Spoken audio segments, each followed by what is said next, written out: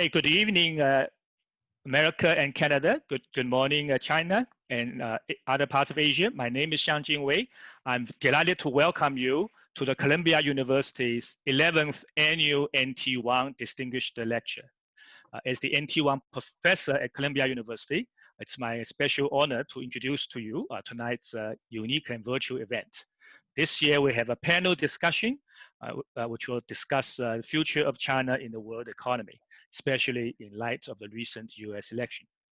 Tonight's panelists are Professor Wendy Dobson from Canada, Professor Nicholas Lardy from Washington, D.C., and Professor Thomas Christensen from Columbia University at New York City. This year's lecture is co-sponsored by Columbia University's Weatherhead East Asia Institute and Jerome A.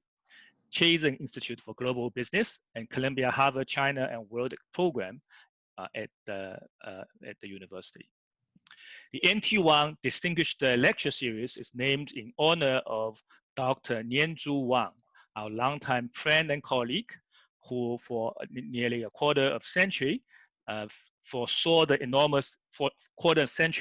foresaw the enormous potential of the Chinese economy. At Columbia University, Dr. Wang spearheaded the China International Business Seminar and brought together visitors and practitioners from China and forged dialogues between the two sides. Now I will introduce the speakers to our audience. So first, Professor Wendy Dobson is Professor Emerita at the Rotman School of Management at University of Toronto. And she was formerly Canadian Associate Director, Minister of Finance. She is a not just China expert, but trade expert, financial expert. She has many books, including The Uneasy Future of China's Relationship with the United States, The Future of Canada's Relationship with the US, and Modernizing NAFTA, Canadian Perspective. Some of her books are award-winning books. Our second guest is Dr. Nicholas Lardy, who is the Anthony Solomon Senior Fellow at the Peterson Institute for International Economics. He is extremely well-known, a China expert. Before Peterson Institute, Dr. Lardy was at the Brookings Institution, and before that, he was a professor at University of Washington. Last but not least, Thomas Christensen is Professor of Public and International Affairs and Director of the China and World Program at Columbia University. Professor Christensen came to Columbia in 2016 from Princeton University, where he was William Boswell Professor of World Politics of Peace and War, Director of the Princeton Harvard China and World Program, and while he was pursuing his academic career, Professor Christensen took leave to be Deputy Assistant Secretary of State for East Asia and Pacific Affairs in the State Department, with responsibility for China. Professor Christensen's many books included The China Challenge, Shaping the Choice of a Rising Power, which was Editor's Choice and New York Times Book Review, and received other prizes as well. So welcome all of our panelists. So I would like to first invite Professor Lardy to share some of his thoughts on the subject of the future of China in the world economy. Nick, please. Thank you very much, Shang-Jin, for inviting me to participate in this NT Wang lectureship and program, a panel discussion this time. Looking at the Chinese economy, I think the most important thing for people to recognize is that China is coming out of the pandemic with relatively strong economic growth. They had the pandemic first. They brought it under very tight control relatively early. From the second quarter of this year up until the present time, they've had a very strong recovery. They're the only major economy that will have positive economic growth this year. The IMF is forecasting that next year they'll grow at 8% or maybe even a little bit more. So by the time we get to 2021, the end of 2021, China's economy is going to be about 10% larger than it was in 2019. Most other major economies are having big downturns this year. They'll have some recovery in 2021, but at the end of 2021, they will be below where they were in 2019. So this means in terms of, just raw economic weight, China is moving rapidly ahead. Its share of global GDP is going up. If you want to think of it in convergence terms, China is now closing the gap between its upper middle income status and high income status of advanced economies more rapidly than at any time in recent years. So in other words, its global footprint is going up significantly. This is also true in trade. China's trade is growing quite rapidly compared to the global situation. Global trade has actually been shrinking so far this year. So many economies are in weak situations. China's trade is growing in the most recent month, 13% over compared to a year ago. Their global trade will be up significantly in 2020. So their share of global trade is also going up. And finally, in terms of foreign direct investment flows, the United Nations and other agencies are predicting that global direct investment flows will fall very substantially this year, maybe 40, 50%, which is not surprising. Most countries are in very deep recessions. Corporate profits are falling to relatively low levels in most major economies.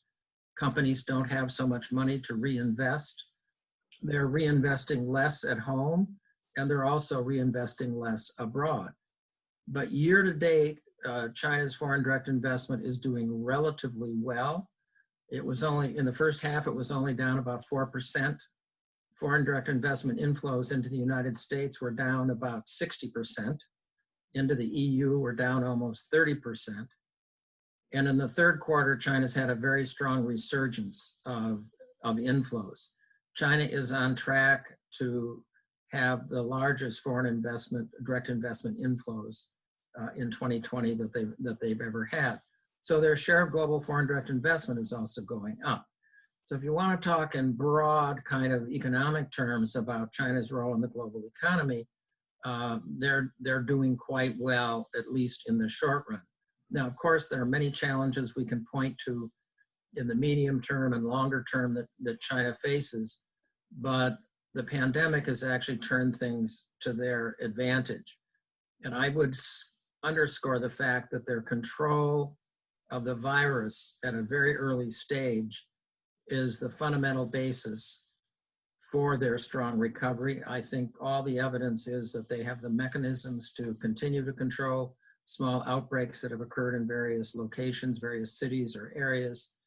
And what we see in the rest of the world is, the beginning of a third wave, more lockdowns, and likely more adverse impacts on the economies in the United States, the UK, Europe, and so forth. So in aggregate terms, China is doing relatively well in terms of their growth, their trade, and their investment. So I think when we're looking at the overall role of China in the global economy, most countries are going to want to continue to have a good relationship with China. It's a global growth. Their imports are running at over $2 trillion a year now. So you want to have a strong relationship with China so you can continue to take advantage of the strong source of demand that represents.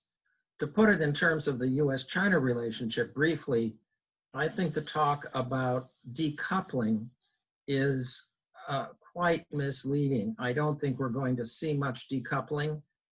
Most American companies operating in China have said they have no intention or they're not even thinking about moving out of China. It's, in fact, one of the reasons foreign direct investment into China this year is so strong. This is the only place in the world that actually has any significant economic growth. So this is an opportunity for companies to produce in China to sell into the domestic market. We've seen very strong recovery in things like automobiles and a number of other areas. I think it was very telling a couple of weeks ago, the chairman of Daimler, which of course owns Mercedes-Benz, said, we're not going to invest anymore in Germany. The German market has no growth. All of our future investment is going to be in China, which is the most rapidly growing automobile market in the world. So I think that's an indicator of what's happening. I think talk about decoupling in the United States should be recognized for what it is, and it would really be self-isolation, because other countries seeing China's strong economic growth are not talking about joining the United States in any decoupling effort. So I think that's the fundamental factor going into the new Biden administration, and one that will certainly affect their thinking quite strongly. I am not on board with the conventional wisdom that nothing is going to change under Biden, that fundamental change in public opinion is so strong that he'll have to continue all of Trump's policies. I think over time we will see some very substantial changes in U.S. policy, at least in the economic domain, towards China. But we can talk about that later. But anyway, that's a good kind of opening view about where the Chinese economy is, at least in the short run. As I would underscore, there are some big challenges still in the medium and longer term, but right now they are in the cat seat. Thank you, Nick. Tom, you are an expert in international relations, and in the government, you were responsible for managing the U.S.-China relationship as well. Of course, the future of Chinese economy depends very much on the global environment it lives in as well. So in your opening remarks, I wonder whether you could also share with us your thoughts on the last 4 years. What are the things that U.S. might have achieved in managing the China relationship, and what are the areas where it may not have been as successful? And going forward, now we have a new president elect. What you would advise the new president to approach the relationship? Yeah, so thanks a lot, Shang-Jin. I just wanted to say 2 things at the outset. One is a tremendous honor to be on a panel with the 3 of you. Shang-Jin, my colleague at Columbia, who's an excellent economist, and I'm not an economist, and Wendy Dobson and Nick Lardy, whom I hold in very high regard and who are actually economists. So I just wanted to warn the audience that I am not an economist. I'm just playing one on Zoom tonight. But I think that the economy is very important to U.S. strategy towards China and towards the region. And I think that relations between the United States and China were souring before the Trump administration came into office.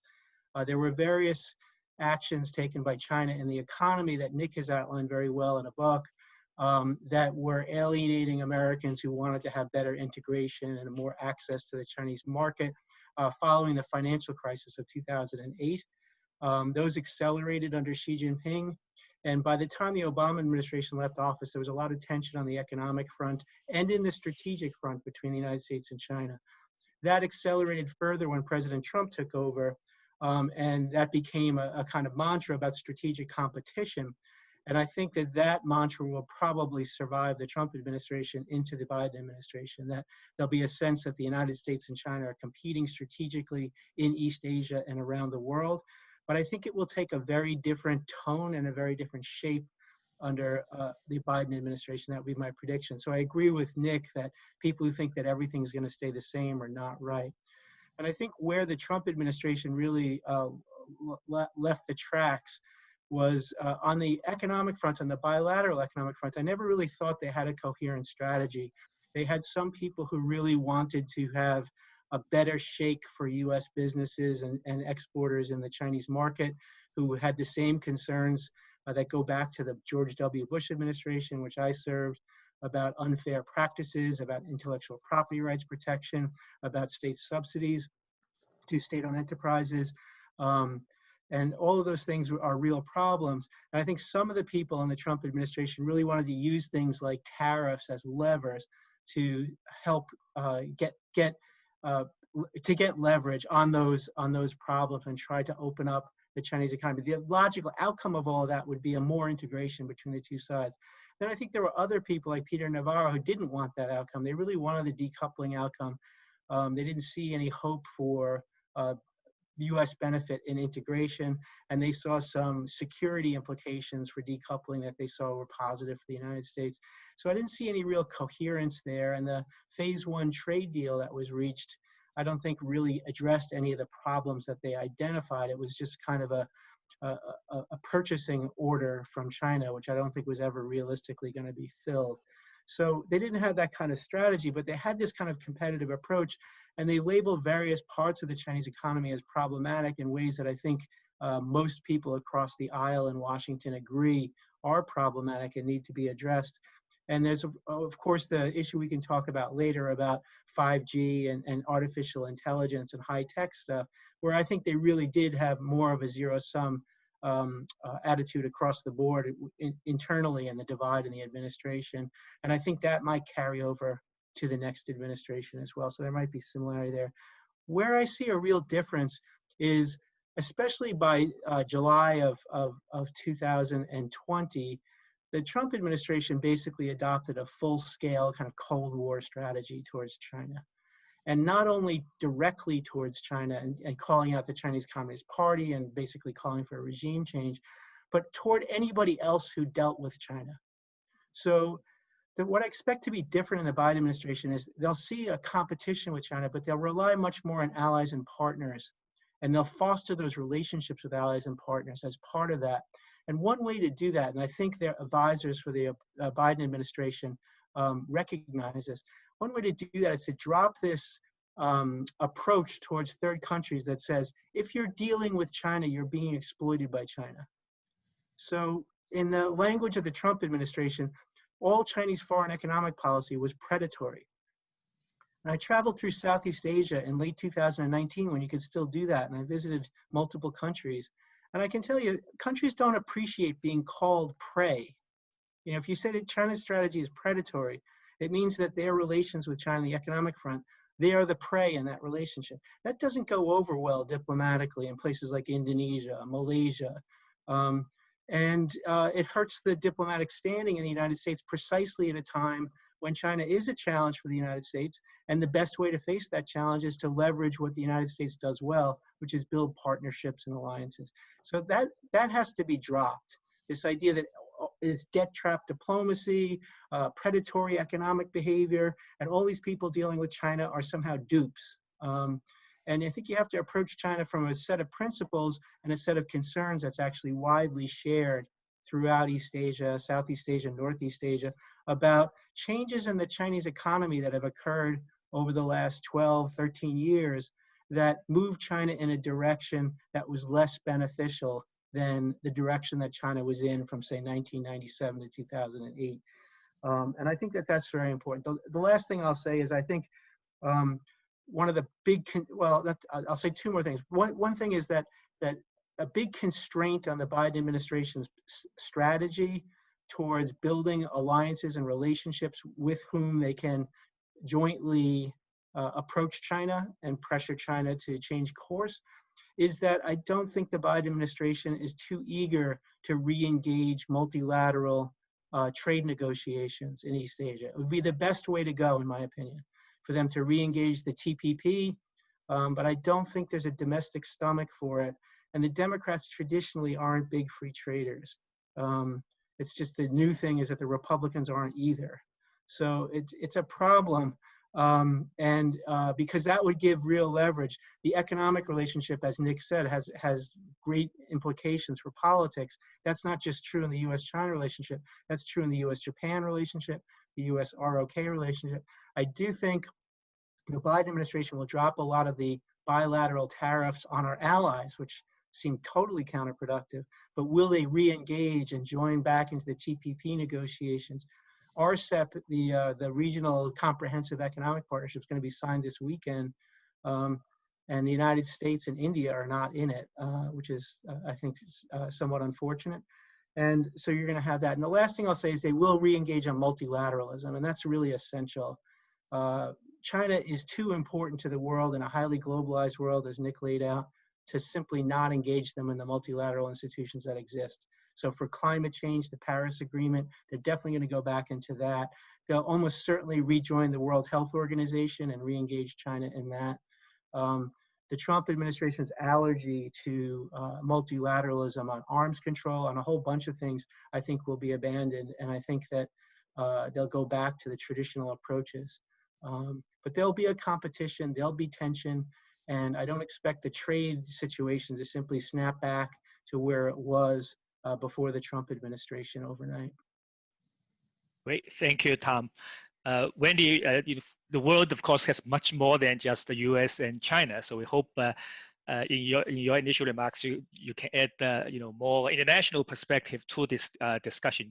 Also, Tom mentioned about Tom was predicting that perhaps a Biden administration would not be so enthusiastic about going back to the TPP program in a different way to managing behavior of China. So since you are also expert in the area, I hope you are able to comment on that as well. So Wendy, remind please. me if I don't.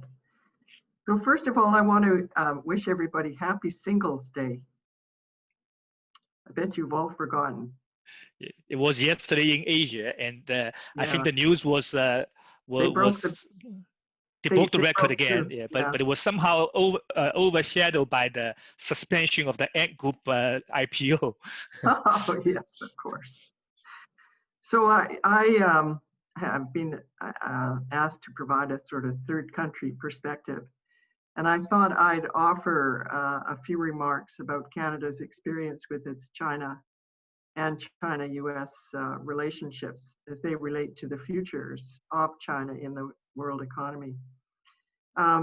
Many Canadians today have a negative view of the China-US relationship, and that's mostly because of an extradition treaty, Canada-US, that made it possible for the US government to request the arrest by Canadian police of Meng Wanzhou, the chief financial officer of Huawei, at Vancouver Airport while she was changing planes in 2018. And the Chinese authorities seem to have assumed that there must be a simple solution here where they make a deal, or simply put, they should have put Meng on a plane back to China. But the Canadian and American authorities determined that the matter would be decided by the rule of law, of course, which means they would carry out the extradition treaty to the letter. And so there have been court proceedings in Canada that continue to this day. And a key feature there is that there are two innocent Canadians, one of them with I think it's the International Crisis Group, who have been arrested and accused of, we're not quite sure what. And today is their 702nd day of imprisonment in China. They are both named Michael. And so one of the best known small groups in Canada is the Two Michaels. And it's part of a very frigid turn in the relationship. And we're not sure how the story ends. At the same time, we've got Chinese leaders whose views of Canada are that we're overly dependent on the US. Recently, the president of the Center for China and Globalization in Beijing was quoted as saying, quote, "Canada should drop the Meng Wanzhou case, shaking free of US coattails." We really enjoyed that. In contrast to the fraught bilateral relationship of today, 50 years ago, in 1970, Canada had a China strategy when Pierre Trudeau was one of the first Western leaders to establish diplomatic relations with the communist regime. And there was a clear objective, which we're all familiar with now, and that was to engage the regime and encourage China's integration into the world economy. But the basic assumption was that as China developed beyond its post-war agrarian roots, it would become more like us. And of course, we all know that hasn't happened. In fact, they're busy going the opposite direction. And by the time that Trudeau's son became our prime minister, China's economy had become one of the two largest on the planet. So official confidence was such that China had become more itself, reflecting Xi Jinping's China dream. And China was moving to be from being a participant in the global order to being active and playing a leadership role and saying that it is safeguarding globalization.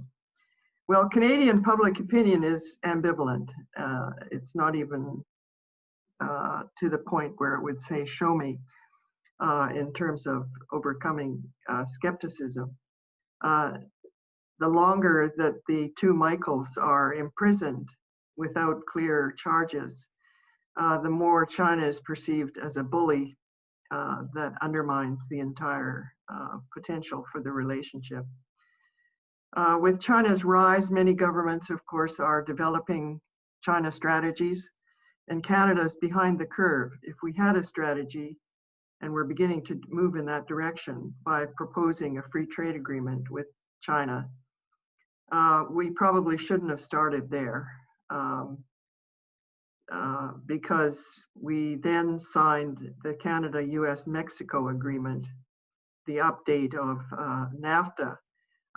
And one of the requirements at the end of the negotiation by the Americans was that any of the three signatories is not allowed to negotiate a free trade agreement with a non-market economy.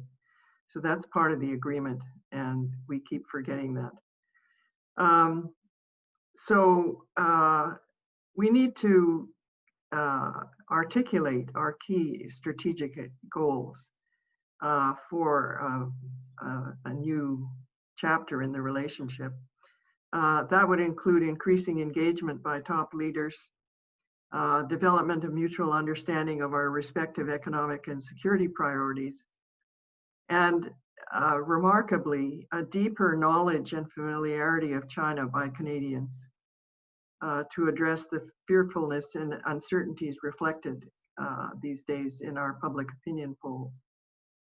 For their parts, Chinese firms also lack knowledge of the content and rationale of our institutions and laws, and those they have to manage better and be more familiar with if they're going to do international business in Canada. But the two, regardless of these weaknesses and drawbacks, the two countries have significant in trade and investment complementarities, and these provide the basis for cross-border flows that are quite substantial. On Canada's side, we seek demand for our natural resources and energy and agri-food, and also investment capital to develop those resources, while China seeks secure supplies of the same thing that we have in abundance. So for a while, over the last few years, there has been a positive dimension to the relationship as well. The final issue pertaining to the future of China, and it's very much pertaining to the future of China in the world economy, is our view of China's growing assertiveness. We're very much aware of being a middle power, but we are facing increasing assertiveness, particularly in Hong Kong, where hundreds of thousands of Canadian citizens reside, and in the South China Sea. Canadian human rights advocates argue increasingly for Magnitsky-like sanctions on officials violating the human rights of the Uyghur minority. But acting on our own, we're small and of limited significance. And as we've done in other instances, I end the way Nick did. We must form alliances. In our case, probably better with middle powers like the ASEAN members and Australia, and coalitions with civil society to manage differences and to push back against Chinese practices and institutions that are inconsistent with global standards. And what we frequently overlook is that we should be also finding areas where we can cooperate and engage with China on goals that we both have, particularly climate change, which is taking on much more profile in China today, and preventing future pandemics. Was it Nick? Your description of what's happened or in around the troubles in Wuhan just underlines for me the importance of preventing future pandemics. So thinking ahead, organizing ahead, and recognizing that this is going to happen again, and who knows when, probably at the worst possible time. End of remarks. Thank you. Thank you, Wendy.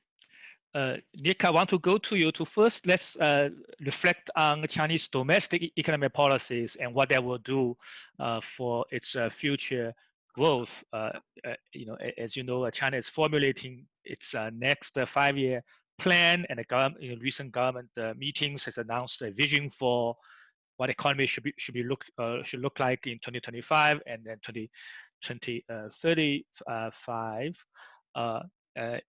So I guess my question to you is also, since the publication of your book, The State Strikes Back, China also has promulgated a number of policies to open up the economy to foreign financial firms, foreign investment, taking down trade barriers against essentially all countries other than the United States in the last few years as well. So can you give us an assessment on whether those policies on net are productive? They will help China to realize the goals is set for itself, or are there additional things that you would recommend China to consider? Well, Shang-Jin, that's a very good set of questions. I think there's a great deal of uncertainty now. We had a plenum recently that announced some general principles for the formulation of the next 5-year plan, but it's very sketchy beyond the bumper stickers on how they're going to accomplish various objectives.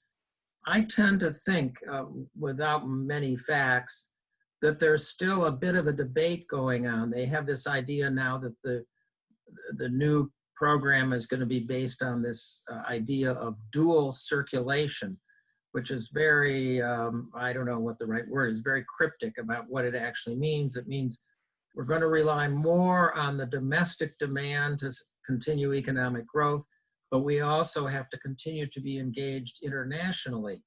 And some people are arguing that this is a return to self-reliance. Others are saying it doesn't represent that much of a change. And as you mentioned, they're opening up on the financial sector, licensing dozens of foreign financial firms to engage in business in China in a way that wasn't previously possible. So there are a lot of conflicting or seemingly inconsistent trends. I tend to think that there's still a considerable debate underway about the details of this 5-year plan. I think it's not so hard to draw a consensus on some broad principles that China needs to promote innovation. I mean, who could be against that? But I think we're going to have to watch very closely over the next 5 months or so to see how the details are fleshed out. And unfortunately, we won't see the result of that until the National People's Congress meets, presumably in early March of 2021, when the final plan is released. And even then, there'll be continued debate and discussion about priorities. I think, one theory is that Liu He, the premier's right-hand man on managing the economy, is in favor of more domestic economic reform. Others are seeming to follow the lead of Xi Jinping, who has emphasized the role of state companies and that state companies need to be bigger, that we need to have a bigger role for party committees, even in private firms. And so I think there are a lot of uncertainties about how this debate will play out. But I think there are two conflicting views that either, that China should double down on the state-directed investment with strong industrial planning versus those that think maybe China would be better off moving back towards the market economy direction that was strongly in evidence until 5 or 6 years ago. So I'm kind of agnostic. I'm not really agnostic. I, of course, think they should move back towards a more market-oriented approach. The private sector is responsible for about 3/4 of total output.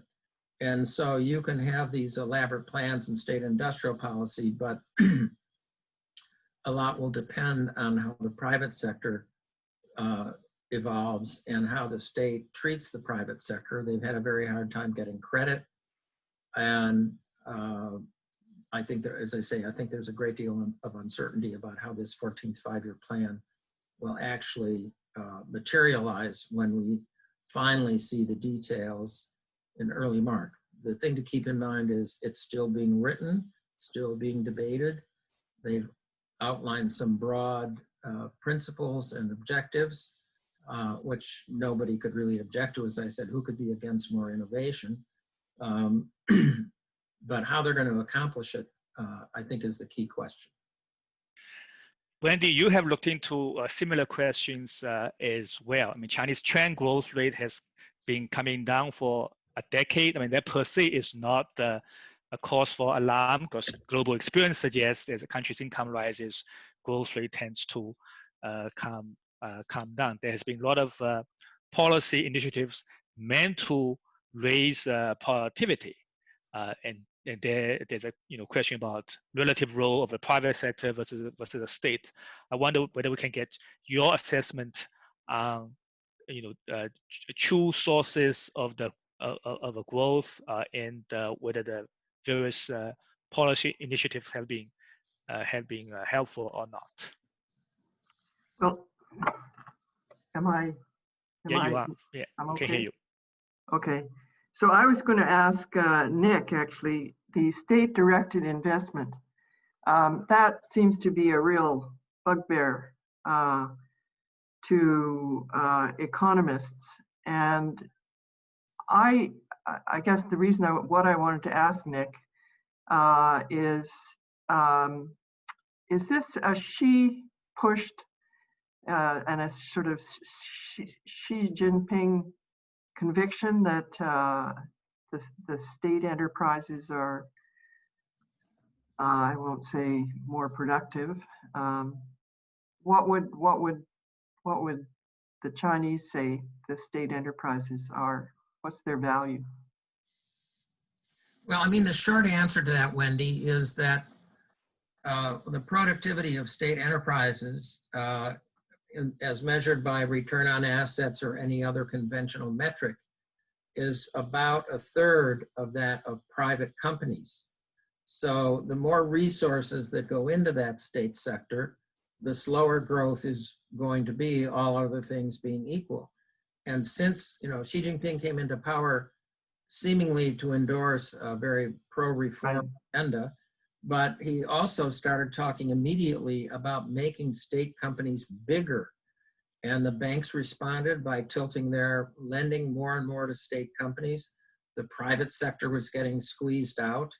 And that's one possible explanation for what Shang-Jin just mentioned, and that is the growth rate over the last 7 or 8 years has been trending downward. Allocate more resources to the least productive sector of your economy, you can't be too surprised when growth slows down. But what do your interlocutors, how do they explain? I mean, anybody who's an economist would, and has had a little bit of training, would know that this would be the outcome.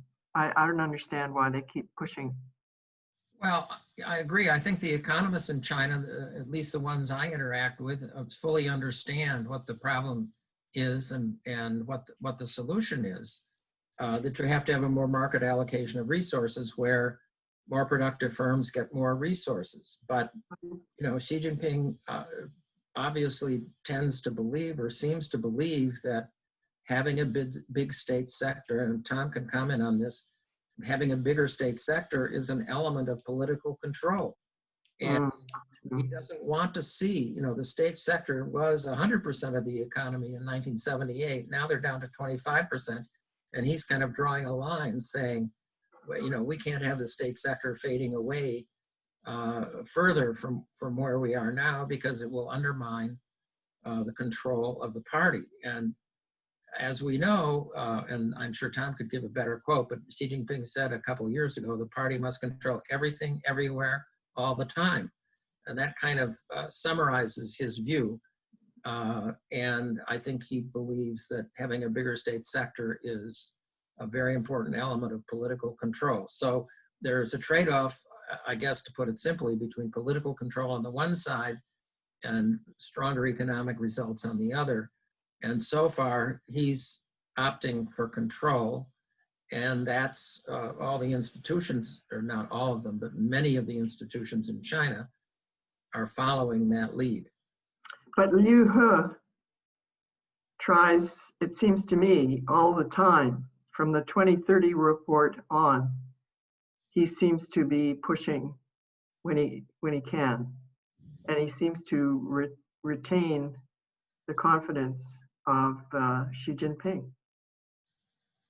Well, I don't know what the relationship is between Xi Jinping and Liu He.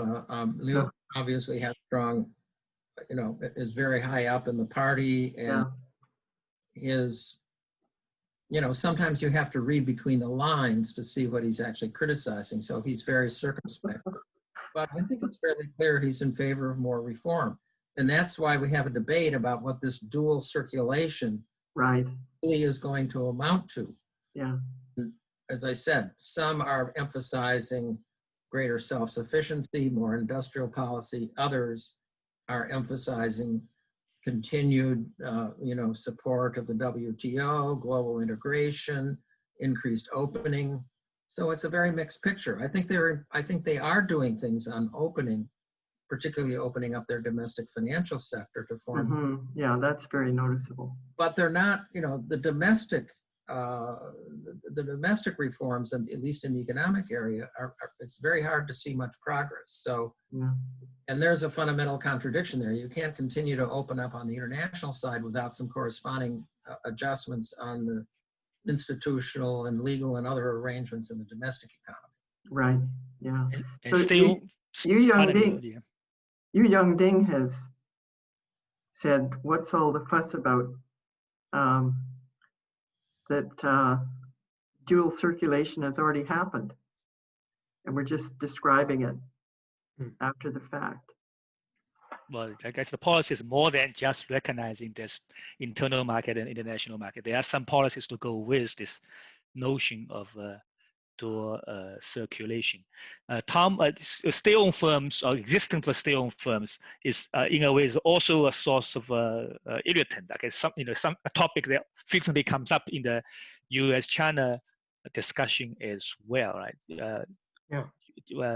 It's the subsidies. I mean, the subsidization of the state-owned firms who are competitors with foreign firms, especially within the Chinese market, but also sometimes internationally. And there are private firms that get subsidized as well. This widespread belief that Huawei gets subsidized in various ways. So the argument is that creates unfair competition, and that's not just an American concern. I think Canadians, Japanese, South Koreans, countries in the EU all share the concerns of the trend lines that Nick has laid out so well in his writings, and has laid out so well tonight. And it's a sort of disappointment that even before the financial crisis, there was this push for indigenous innovation as a concept. But after the financial crisis, it really took off. And I think there may have been two phases of this, and they're both related to what Nick was talking about, which is this fear of domestic instability and the need for the party to control things. The stimulus package largely went through the large stimulus package after the 2008 financial crisis largely went through the normal channels of state-owned banks who lent to state-owned enterprises in big investment projects. So that just strengthened that sector of the economy. And then I think Nick is right. Xi Jinping believes in this as an ideology, as a form of control. And it shows up not only in support for state-owned enterprises, but what Nick referred to before, which is that he's putting party chiefs inside of private enterprises. Mm-hmm. So the party is everywhere. The party is everything. And he believes that's necessary. And I think it says something about the kind of fragility of the system at some level. If you have someone like Xi Jinping saying, if we don't root out corruption with a big hammer, the whole system's coming down, there's something wrong with that system, it seems to me, that may become an obstacle in the future. The only thing I would say, though, I don't want to say in defense, because I'm not in the business of defending the Chinese Communist Party's rule at home, but I would say that the sacrificing growth may be real, but the growth is still pretty robust, and it's certainly robust on a global comparative scale. So it's not as if they're failing economically and they have big unemployment and they've got enormous economic problems in the near term. So it's not like it's not working to some degree, but I think they're sacrificing a lot. And the last thing I'd say is this dual circulation strategy. It sounds like a lot of other strategies when it gets to the high tech sector. And I do think that the U.S. placing China various products on the entities lists, not to be sold to China through the Department of Commerce, has really given an added incentive for China to create domestic innovation or indigenous innovation, as they put it, in those sectors like semiconductors and things like that. But there's a good piece by Dan Wang and Gavakal just in the last week, which it talks about this. There's a long history of this going back to the 1980s, the 863 program. There's all this domestic innovation program, but it turns out that innovation is just really hard to dictate from the top. It's very difficult to do. And in the types of things they're trying to do, like create the best semiconductors, it's very difficult to predict whether they'll be able to pull it off simply because they care more about it and they put more resources into it. And the example that I always think of is the jet engine. China's been trying to create jet engines for the commercial realm and for the military realm for a long time, and really hasn't gotten it down. And very few countries can do it. And China's still very reliant on Russia for that. So they put resources into it. They care about it, but it doesn't necessarily produce the results through a kind of state-run policy. So we'll see how that plays out. But if the Biden administration continues with the semiconductor listing, especially through third parties like Taiwan, some of the Chinese firms, my understanding is, are going to really be hurt after a year or so. It's going to be really hard for Huawei to function in the same way that it has in the past. So there's going to be more incentive to do it, but incentive may not be enough. If one uses patent data as a measure of one dimension of innovation, data tell us, which I've looked very clearly, why most of the innovation subsidies go to state-owned firms. Most of the innovation outcome come from private sector firms. So, like, overwhelmingly, Chinese patents tend to come from private sector firms. If I could add like two observations on state-owned firms, the subject of discussion right now. One is outside the financial sector. If you look at manufacturing sector firms, firm level data clearly confirms that state-owned firms on average are much less productive than private sector firms, and some resource reallocation towards more towards private sector firms would have raised economy-wide productivity. At the same time, on the other hand, state-owned firms today in China are different from their past. A few decades ago, state-owned firms collectively were losing money. They were drawing on fiscal resources. Today, state-owned firms as a whole are not losing money. If you look at all the listed companies in Shanghai and Shenzhen, roughly half of the main board companies are state-owned firms. on average, they are profitable, and most of the profits, interestingly, show up in the majority state-owned banks. So banks are tiny fraction of the market in terms of number, but they roughly account for close to half of the listed firms' profits. So in other words, from the government point of view, it's state sector is a self-sustaining sector. It's not sector. I mean, the overall amount of subsidy is much less than the tax revenue state-owned firms generated. So these two observations sort of coexist. They are less productive, but it's not on the whole a fiscal drain. I think that probably also help understand this part of this picture. So Chinese state-owned firms, another point related to this is, Chinese state-owned firms in fact are different from state-owned firms in India, in Brazil.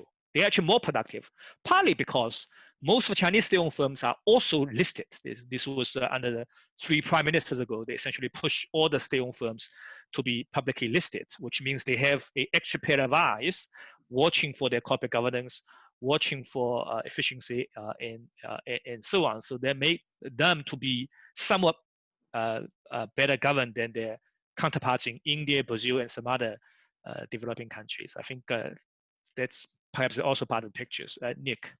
Well, but Shang-Jin, I would disagree a little bit with that assessment, because look at the official data that have been released this year. China had a big decline in the first quarter as the pandemic struck, and they've had a recovery now. They just recently released the data for profits of industrial firms, and they're down year to date compared to the previous year. They're down about 4%. But state-owned company profits are down more than 14%, and private company profits are up about 5%. So state companies are underperforming, and I think we have to be cautious about using the data from listed companies, because the number of listed state companies is still relatively small. There are a couple 100,000 state companies, and only around 2,000 of them are listed. So I prefer to look at these aggregate data that are released by the statistical authorities, which show that the recovery of profits of state companies in the industrial sector this year lags way, way behind that of private companies. And private company profits are much, much larger than state company profits, even though their assets are much smaller. So two things. Pardon me, Wendy, please go ahead. No, I was just going to say I haven't heard the word productivity mentioned once. I did say productivity of state sector clearly is lower than private sector firms. So yeah, studies after study confirm that very clearly on average. But studies also show productivity in the state sector today is much higher than their own past. So it's not a completely unreformed sector. So it is a sector. It's a drag on the whole economy, but it's improvement over its own past. So it's not quite a fiscal drag. So I think what Nick was saying was, two things. One is you talk about relative performance. There's no question that in terms of relative performance, state sector is doing worse. The other is you're talking about the effect of a pandemic, which is somewhat special because the state sectors are overrepresented in the manufacturing sector. Manufacturing sector tend not to do very well during the pandemic. Much of the vibrant digital economy service sectors have a lot of private sector firms. Like, the Tencent and Alibaba and Ant are some of the representative in their space. They are hugely profitable, and their profit has gone up during the pandemic, just like their counterparts in the U.S. And they are not state-owned. So that clearly is part of the picture is well. I'm very much in favor of state-owned sector reforms. I'm just adding, I think, a element about why it appears to be sustainable in the eyes of the government, because there seems to be enough accounting profits, at least, coming out of the state sector. There's a related issue, if I could chime in. There's a related issue about replacing foreign suppliers in the transnational production chain, and that seems to be part of the rhetoric about this dual circulation strategy going towards 2025. And I think that's been very damaging to China's foreign relations. Some of it hasn't been noticed as much because the Trump administration was so unpopular in so many places. So the United States was kind of racing China to the bottom. But I'd really encourage people to look at the late 2019 Pew polls about China in the region and around the world. China is fantastically unpopular, despite all of the economic integration that it has with its neighbors. Now, none of those neighbors want a Cold War. So when Secretary Pompeo goes over there and says, stop having economic relations with China, they kind of roll their eyes. But the fact that so many of China's neighbors, 15, 20 years ago, had trade surpluses with China, while China had trade surpluses with the United States and some of the European countries, that's really changed. And I think it's been an intention of the Chinese government to try to create domestic firms that provide those products. And that makes economic relations with the neighbors more tense. So you ask countries in Southeast Asia who have very robust economic relations with China, whether they see the relationship with China as positive or negative, the publics often say negative. And I think it's partially a function of this, and it could get worse if China continues down that path. It was our colleague Dan Rosen who, at Rhodium had these data about, how there was this kind of mix for China in the region, where they had a lot of China had trade deficits with a lot of its neighbors and trade surpluses with the U.S. And over time, it seems to me China had trade surpluses even with its former suppliers. And I think that's caused some real tension. I think that's something the Biden administration might be able to take advantage of. But I return to my lament, which is, I think the best way to do that would be to re-engage with the major economic discussions in the area, especially the TPP. That seems like an obvious choice. But unfortunately, I'm a lifelong independent. Unfortunately, it seems like both parties have moved away from international agreements. And I just say as an editorial note, I still believe that China joining the WTO was good for the United States. I feel like I'm a dinosaur or something, but I still believe that when China joined the WTO in 2001, that was a good thing for the United States.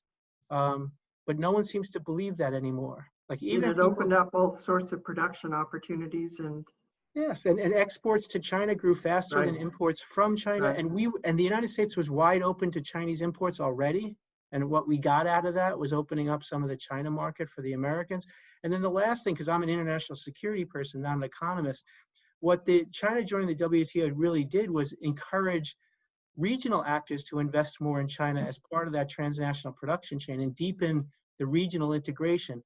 And I'm of the opinion that that's a major force for peace, that all of those maritime disputes that you see in Asia, they would be much more conflict prone if the countries were not as tightly integrated economically as they are, and the costs of conflict wouldn't be so great. I can't prove that because it's a giant counterfactual, but I really believe it. And that's one of the reasons, Shang-Jin, I'll just end with this. It's one of the reasons I'm concerned about this talk in China about replacing foreign suppliers for a transnational production chain with Chinese suppliers.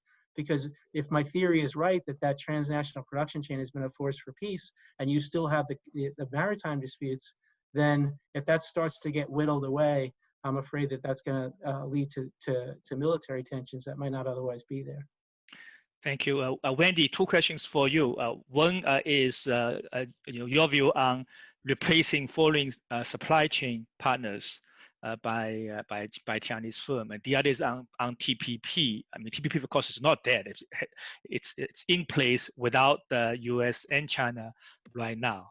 Do you see whether we're going to see a discussion about expanding TPP to include the U.S. and China? And would that be good? I think that's always the discussion. How can we get the Americans back? And the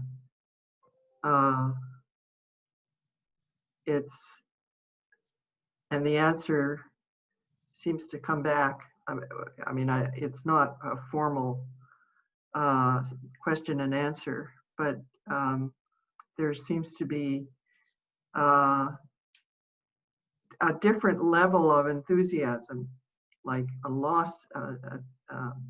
scarcity of enthusiasm by the U.S.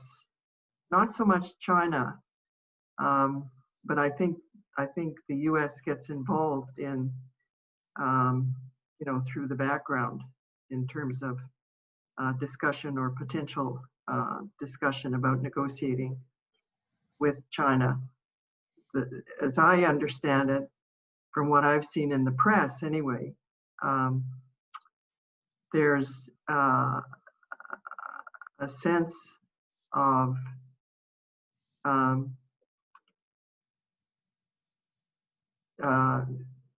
pushing ahead with the TPP. It would be far more productive and if it had Chinese participation. But there's also then the concern, I guess I know less about the concern that Americans would have with the Chinese joining TPP. Well, it's ironic, Wendy, because I was just going to say joining TPP before the Americans do. Right. Well, it's ironic because I was in the U.S. government when we started negotiating TPP. Like most big multilateral economic ideas currently in Asia, it was neither an American idea or a Chinese idea. So RCEP was not a Chinese idea; it was an Indonesian idea. True. And TPP was an idea of four members of APEC who were frustrated with the lack of progress in the Doha round. It was Singapore, Chile, New Zealand, and Brunei. And the United States got involved in it in 2008 with the negotiations under the theory, this is why it's ironic, Wendy, under the theory that it would be a very high-level agreement because Singapore was involved, and we had thought Singapore had the highest standards. And if we could get other countries involved, China would get jealous, and it would become an occasion for China to try to meet the standards, the higher standards over time. It would take a long time. But eventually they would join, and that would be the best outcome. It wasn't a zero-sum logic at all. It wasn't a containment strategy. It was a way to get China to reverse some of the things that we already saw China moving in the wrong direction on, and get them to engage. So it would be really ironic if China joined and the United States didn't, and then the United States objected to China joining. Because that was considered kind of the brass ring of a long-term process, and it was very different from the way it was portrayed in the Obama administration, who inherited our negotiations and then laced it into the pivot and said that TPP was like an aircraft carrier. We didn't see it as anything like an aircraft carrier when we started negotiating.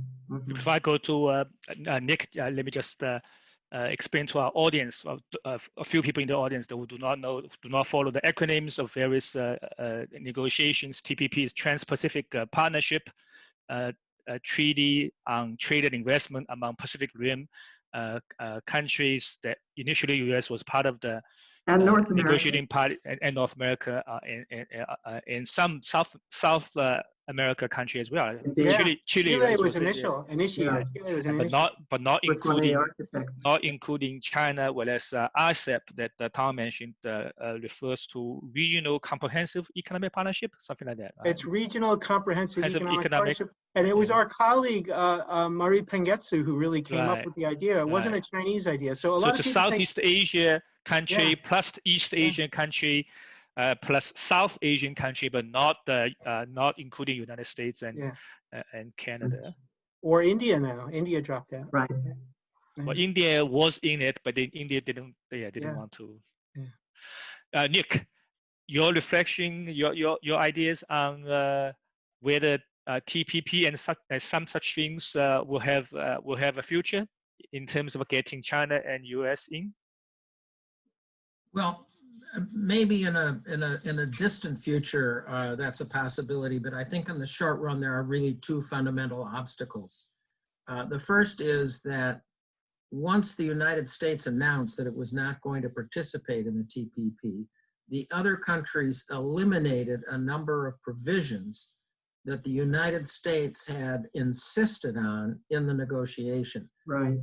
I'm not a negotiator, so maybe I can say this. The United States crammed down the throats of the other countries a few provisions, and the minute the U.S. indicated it wasn't going to participate, and took the lead to revive it, everyone agreed we're going to drop these provisions. So the first challenge would be, would the United States come back in? Would it try to insist on reinserting these provisions, and what would be the reaction of the existing members that carried on without the United States? I don't know, I haven't taken a reading, but I suspect it would be very adverse.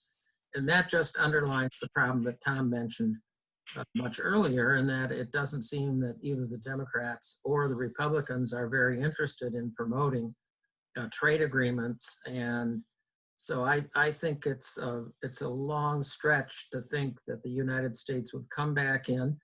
And then, of course, the further question is, it would take the Chinese some time to come to the realization that it would be to their advantage. They've talked about that, but they would have to make a lot of additional reforms to come in, because they're not going to be able to come in on a different set of criteria. Conceivably, there could be some transition periods for some of the provisions, but basically, they would have to undertake further reforms up front before they got in. I do agree with Tom. It's potentially an important piece of leverage to promote reform within China. If the rest of the region, including the United States, has had a lot of preferential trade arrangements and China's not able to access that, China would lose. Not a massive amount, but somewhat. So, and RCEP isn't going to offset it because it's a relatively diluted agreement. So I think it's a good long-term objective, but I don't think we're going to see much action on this front. And yet you would have been. One thing I would say is that, maybe Biden would go for this because he probably isn't going to run for a second term. So people would criticize him, but remember, he has to get it through the Congress. It has to go through the Senate by 2/3 majority. And that looks like impossible under any conditions that we can currently anticipate. I was just thinking about what the Japanese, how everybody was surprised by the Japanese pulling things together around TPP. To get TPP to succeed. Yeah. And just to join it, Wendy, just to join it initially, they joined it, Right. They had to make big sacrifices on agriculture. That was good for US business. Exactly. It was amazing what Japan has done on TPP, in my opinion. The idea that TPP will impose reform conditions on China, well, certainly will present some challenges, but but that per se may not be something that Chinese necessarily, everyone in China will resist. Like many in China subscribe to the view that every trade negotiation is an opportunity to do reforms that's good for them. It's a view not just subscribed by a very small number of people. Many people believe that kind of view. So if TPP leads to constraint on the conduct of firms, including state-owned firms, includes provisions on subsidy rules, negative list, and so on. These are the things that, at least in principle, I think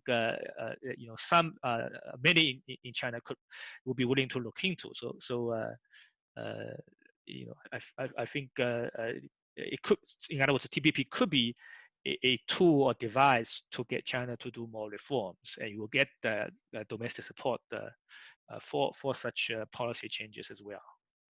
I don't know whether what you think of this, because one interpretation of what China has been doing the last 40 years was to use the successive of such sort of external pressure to promote domestic reforms. Yeah. That's what the Japanese call gaiatsu, right? So this foreign pressure leads to domestic reform. Yeah.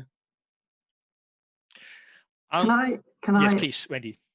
It's a totally different topic, so you may want to continue for a while. And let me just put on the table, going back to Nick's opening presentation, where he talked about why the Chinese economy has been doing so well, even with the virus.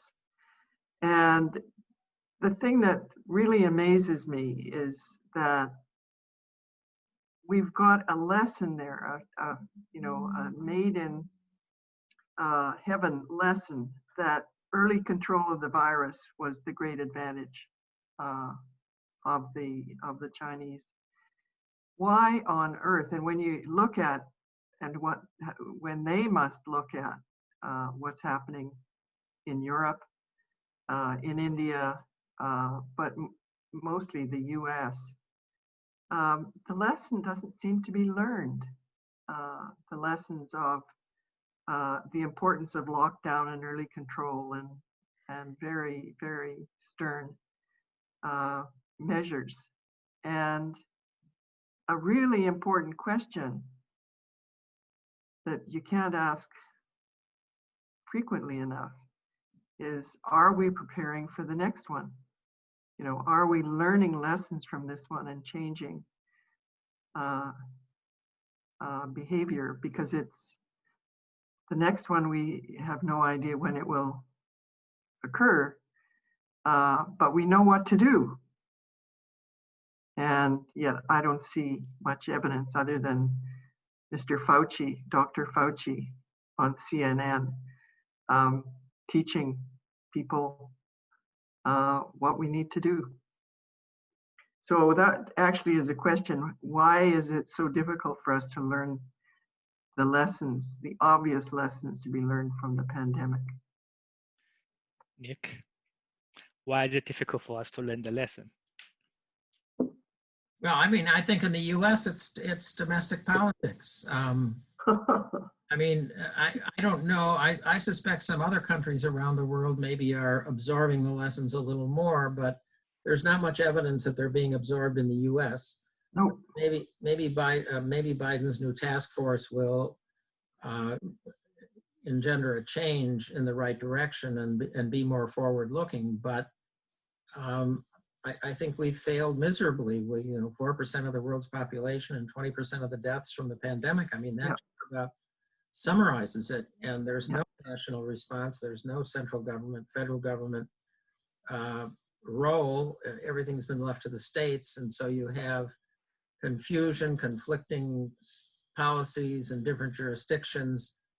And the result now that we're up to about 240,000 deaths, and it's going to go significantly higher in the next couple of months before, well, more than a couple, but in the next period before the vaccine is going to be widely available. So Tom, some people say that our country is very divided and also very decentralized.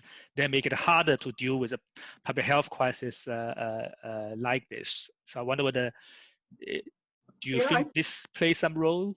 I think so, but I think we had a particularly dysfunctional administration as well on this issue. You had basically, I mean, I'm not a psychologist, but you basically had a president who refused to recognize bad news. He didn't want bad news on his watch. Things were going well, and he just refused to accept it. And then he refused to take responsibility. And the state strategy was a strategy. I saw it. I assumed it was, but it's come out later that I was right. That by shoveling off the responsibility on the states, basically all the problems would be blamed on the states. And then if things got a little bit better, Trump could then announce that the economy was reopening and he could take credit for the economic growth. So it would be blame others and take credit for anything that goes well. And I think that was the basic approach. And that was a particularly dysfunctional administration. I can't think of an administration in either party that would have behaved as badly. So I don't think it's a systemic problem in the United States per se. There are systemic problems in the United States on this. The emphasis on state control of things and individual freedom and all sorts of other things. But I think it could have been handled much better than it was. And you've seen liberal democracies, Taiwan handled it very well. Yeah. New Zealand handled it very well. Korea, Japan are doing much Korea better. Did much better. So it's not a question of democracy versus authoritarianism. No. Actually, China screwed up royally at the beginning, in my opinion, in Wuhan. So, I mean, their system had some real systemic problems. Mm-hmm. But once they recognized it publicly, they did a much better job. I just think, I think people will learn to learn from each other on it. I think we'll re-engage the WHO. And one of the things that I think we should talk about briefly is this pandemic is gonna cause a global economic problem, right? You have a lot of countries in debt that service their debt through exports. And as Nick said, exports are going down, the trade is going down globally. China's the exception. You're going to have a lot of countries in Africa, Latin America that are going to be in severe economic crisis probably next year. And one of the problems that we have is that China's not a member of the Paris Club. We don't have transparency on their loans, and we're going to have to manage loan relief. There's been some preliminary efforts on that score. I think it's a major challenge for humanitarian reasons and also for global economic stability that we do this. And it requires talking to China, for one. It requires that the U.S. government officials talk to their Chinese counterparts, which hasn't really been the case for quite a while on these types of issues. And we need to engage them. If it fails, it fails, but it's certain to fail if we don't engage. So I think the Biden administration will do that type of stuff. I think they will. They believe in multilateralism. I don't think the Trump administration did. And I think they'll try to push China to cooperate with the existing institutions and, probably unsuccessfully push them to join them in certain cases. On the pandemic triggered debt problems, of course, part of the debt is domestic debt, part of that is international debt. And on the international debt part, both China and US are major creditor countries. So for many poor countries that couldn't quite pay, but certainly rescheduling and debt forgiveness are part of the important issue the world have to deal with. And you have Belt and Road, and it's not transparent. We don't know what the terms of those deals are, and that's going to be. I don't believe it's debt trap diplomacy. I don't think that's the Chinese plan, but I think that there is a problem if you don't know the size of the debt or the nature of the debt. If multiple countries are trying to help them renegotiate their situation. So I think the size of the debt is known, and the pandemic, in fact, is a challenge to all creditor countries as well. There's a much higher chance for the debt to be to go default. Nick and Wendy, do you have thoughts on this topic? Well, I asked my question. Okay. I think Tom's absolutely right. There's going to be a need for more debt relief for some severely indebted countries. And I think there is a lack of transparency, particularly on the debt from that's owed to China. And in the initial discussions about debt relief, now the Chinese signed up, but they're saying that the loans that were coming out of some of their bigger financial institutions, like the China Development Bank in particular, the Chinese are claiming, oh, these are private loans. They can't be part of this public debt relief program. Well, this is not really a tenable argument because the China Development Bank is 110% state-owned and state-controlled. It is an element of Chinese you can call it diplomacy or whatever word suits. So, China's trying to have it both ways right now, seeming to go along with the G20 agreement on debt relief. But then, oh, by the way, we have a footnote that all these loans that were made by the China Development Bank aren't going to participate. So, I think Tom's right. We need to have more discussion. I don't want to say pressure, but there has to be more discussion with the Chinese about this. It needs to be done on a multilateral basis, probably through the G20. But he's absolutely right. If you don't have any channels of communication open, because your Secretary of State is calling for the overthrow of the Chinese Communist Party, that is not a good way to set the table for any discussion with the Chinese about some of these very important issues. So, the Trump administration has, set us back, I would say, on dealing with this issue. And the Chinese need to be more forthcoming, but I don't think they will under the current circumstances. So another topic that Tom also mentioned is about WTO reform. The U.S. has been complaining a lot about the fact that not the fact, but the notion that the WTO has been unfair to the U.S. and WTO has not been effective in dealing with some of the distortions that Chinese firm and Chinese trading policy and practices may have created. The Chinese also complaining about the U.S. Trading policies and practices, including in the context of a trade war, China brought a case to the WTO against the U.S. and WTO ruled in favor of China. Of course, U.S. make it not enforceable by getting rid of the appellate body essentially. U.S. has a coherent strategy, which is that you can sue us, but nothing will happen.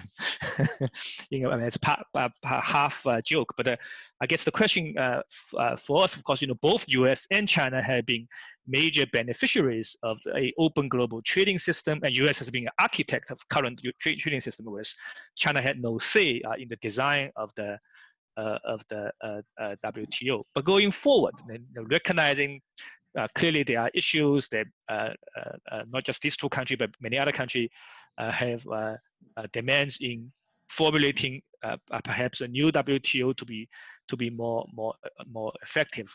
Like how can we go about to in having a meaningful reform at WTO, maybe some other international organization, WHO, that both countries and other countries will find globally beneficial. So well, I think we have an example. The Ottawa Group is Nick, you may correct me. I don't know if I've got all my facts right, but the Ottawa Group is a group of like-minded middle-income or middle-power countries that have come together to try and develop an institution or an institutional response to the disappearance of the appellate body.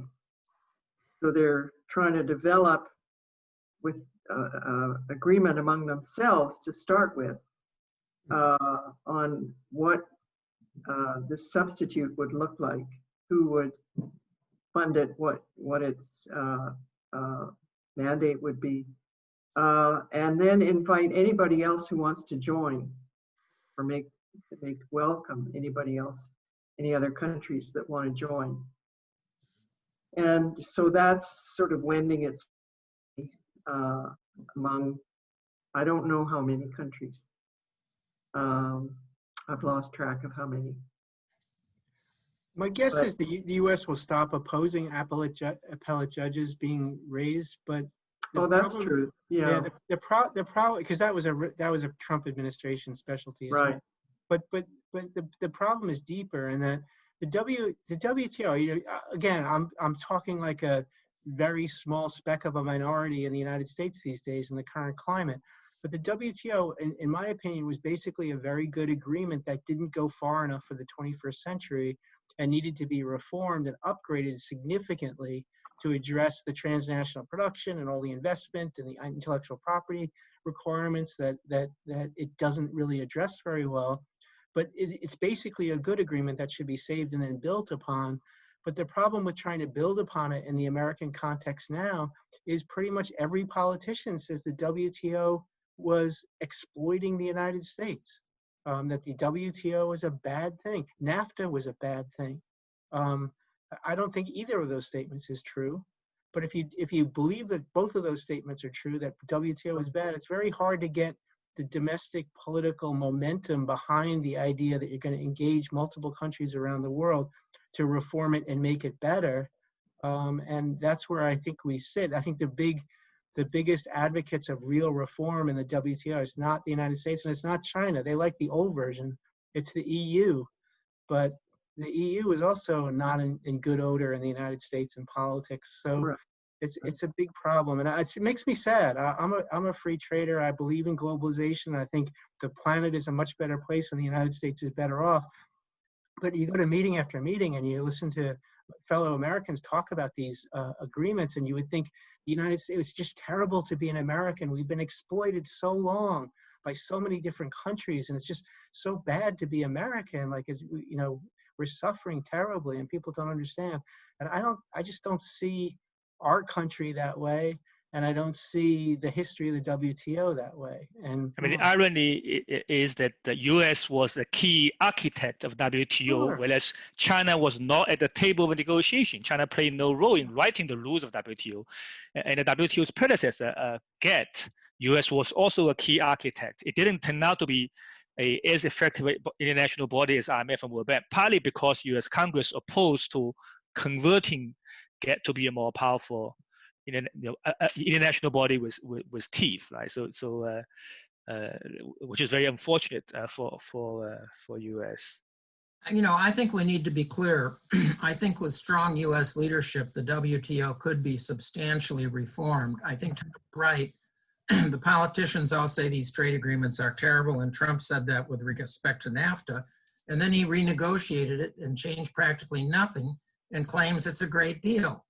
The reality is it was a pretty good deal before, and it maybe is slightly better now. If we had a change of administration that recognized the contribution of the WTO, as Tom suggested, in improving the global trade arrangements, we would be in a very different place. The U.S. seems to be following a strategy under the current administration of bringing the WTO to a complete collapse, undermining the appellate body, which is the crown jewel of the whole organization and its major raison d'etre, and now opposing the appointment of a new director that had very, very strong, almost complete consensus international support. So no leadership, we have interim leadership, we have an appellate body that's gone out of business. I think we ought to challenge the Chinese. Xi Jinping talks about, he's in favor of the WTO, thinks it's great that China's a big supporter of international cooperation and engagement. I think we ought to test that, those assertions, and see if we could move in the direction that Tom was talking about, improving the organization and making it more effective so that it wouldn't be, a punching bag for US politicians who think that somehow it hasn't served our interests, where in fact, it has served our interests. If you look at the appellate body, most of the cases that the United States has been involved in, we've won, not all of them, we've lost a few. But on balance, I would argue very strongly, it has served the global trading system fairly well. Obviously, it needs to be updated to consider a whole range of issues and aspects of global economic interchange that weren't relevant when the WTO was created decades ago. But if we had a more positive attitude on the part of the incoming Biden administration, I think they should be challenging the Chinese, who are giving lip service to an improved WTO, but are not putting forward, as far as I can tell, very concrete proposals. So maybe this is an area where we could have some cooperation. I think the current situation where we're doing seemingly almost everything we can do to destroy the institution, and the Chinese are saying, oh, it's great, we need to continue it. This is not where we want to be. I think China does have a proposal at the WTO on a set of proposals, set of ideas about reforming this, and US does too. So if the organization decides on having a negotiation, I think it can it can start. Another topic that will the Chinese proposals so far have been very thin. Very conservative. I mean, they like the old version because they benefited from it. I know they weren't the architects, but they certainly have been the beneficiaries of it. I think the U.S. has too, but the follow-on things would really implicate some of the things we talked about before, which is the degree to which the Chinese government can subsidize state-owned enterprises through the banks. Things like that would have to be addressed. And, I think Nick hit the nail on the head. For Xi Jinping, that's the most important thing, is the ability of the state to control things at home. So it's going to be tough to get China really on board. But if you had a multilateral approach to China, and China was the odd man out, that has real implications for their diplomacy and for their self-image of the government. And I think that's the way to go. But then you'd have to, again, we get back to, you have to engage things like the TPP, and I just don't see a stomach for it. I wish I believed the Biden administration was heading in that direction. I don't see it. I'll hope and I'll urge, but I don't see it. And And it seems like the logical, rational thing for the United States to do. Another big issue that can benefit from U.S.-China collaboration is climate change issue. That President-elect Biden said he will take U.S. back to Paris Agreement, and China. Wendy noted that China has seems to made some more move on that as well by announcing to go beyond its Paris commitment to achieve carbon neutrality by 2060. That seems to open up some opportunity to upgrade the Paris Agreement. We know a Paris Agreement is a very good thing, but by itself is really not enough to completely put the world in a comfort zone. So it's simply slow down the point of reaching a very danger area for the world. So the world needs to upgrade the Paris Agreement. So I guess my question for you is, under a new U.S. administration, do you see scope for stronger collaboration in that area and stronger efforts at the global level, so that the world can find a way to have even more ambitious agreement than Paris Accord? Wendy, would you like to start? Well, I would go to question number 6, where you put in some of the parameters, and I guess it's not an area that I am very familiar with, but it seems to me that China has identified, Xi Jinping has identified carbon neutrality and pretty ambitious targets. At least I've been reading about it in the press. And so here's an area where China could be encouraged to lead, or maybe it's not a suitable area. I don't know. I don't know enough about past negotiations.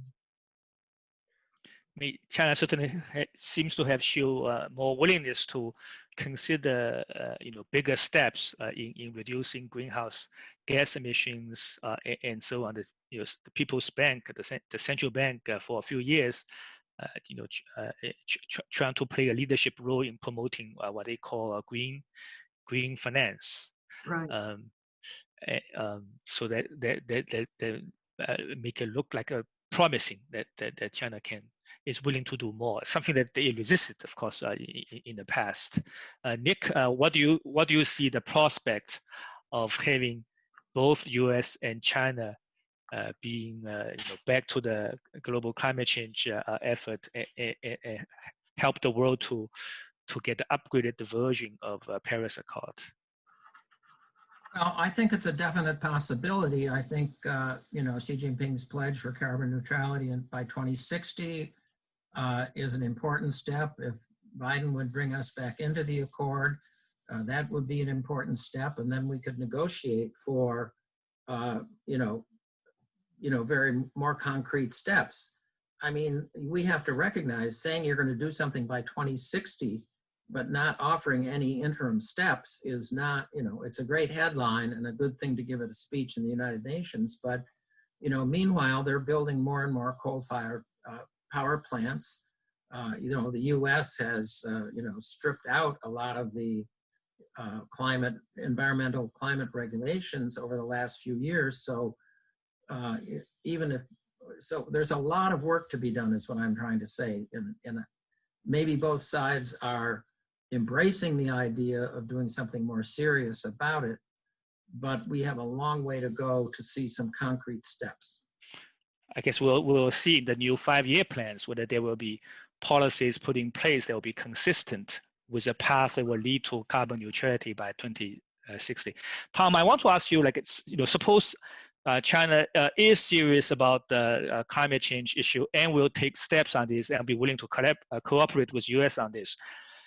How much credit would the US government might assign to this that will help in the management of bilateral relationship? Like, would this be like, current president doesn't really care about climate change issue very much. No matter what China says on this, it won't matter in terms of trade war and other issues. Yeah. The different administration, would that make a difference? Yeah, I think it's going to make a difference. It can't get worse than it was before, the approach to climate change, because you basically had a federal government that didn't recognize the existence of the problem. So you're going from the worst possible place on the issue to a new administration that really cares about it. And it's a pretty high priority in the Biden administration's list of things to address. But it's going to be very difficult to do two things. It's going to be very difficult to take measures in the United States that would reduce the US footprint, which is a kind of prerequisite to approaching the Chinese effectively, I think. I think the Obama administration actually achieved a lot at Paris. If you looked at the comparison between Copenhagen and Paris, and I had that in my book, on a chapter in my book, I think they actually achieved a lot to get that idea of a cap on emissions at 2030. I know it was derided by the Trump administration, but it was the first time there was some kind of numerical measure that China was willing to get to. They weren't talking about carbon intensity. They weren't talking about abstract things that were going to happen anyway. They were talking about actually reaching a peak emission. And you can track that through the 5-year plans to see if they're going in the right direction, at least. And I guess this 2060 thing, I agree with Nick, it's very abstract, it's very far out there, but at least it gives you something to track. It's something to work with. But we really need to get into the negotiations very strongly. And I'm afraid that, like with the WTO, Paris is flawed in a structural way for the 21st century that's related to globalization as well. And that is that China is building a lot of coal-fired power plants outside of China. And that's not, the way Paris works is each country is responsible for the emissions within the borders of its country. It's not responsible for the emissions that it creates through international economic activity. And I think just 2 years ago, our colleague Shang-Jin, David Sandalo, told me that China was building over 100 coal-fired power plants at that time that he was talking to me. They were building 100 at that time. So it has to be the biggest producer in the world of coal-fired power plants. So I think that's one of the things that we need to engage in too when we talk about climate change in the future, if we're going to come up with real agreements, is what about building polluting factories elsewhere? And what about, to be fair, the United States, what about our consumption patterns of imports? If we're importing lots of carbon-intensive products and consuming them in the United States, I think other countries have a right to raise that with us. And it's just very serious, very complicated problem. And the last thing I'll say is you still have to get real measures through Congress. And one of the things that disturbed me about the Obama administration's approach, I understood why they did it, was that everything was by executive order. They said, we already have this Clean Air Act, which really is not about climate change, it's about pollution. And we'll latch on to that, this carbon emissions reduction. That's all they could do because they couldn't have gotten anything else through Congress. And I'm not so sure now, with the increase in the Republican representation in Congress and the desire to block a new administration, whether that's going to get any better.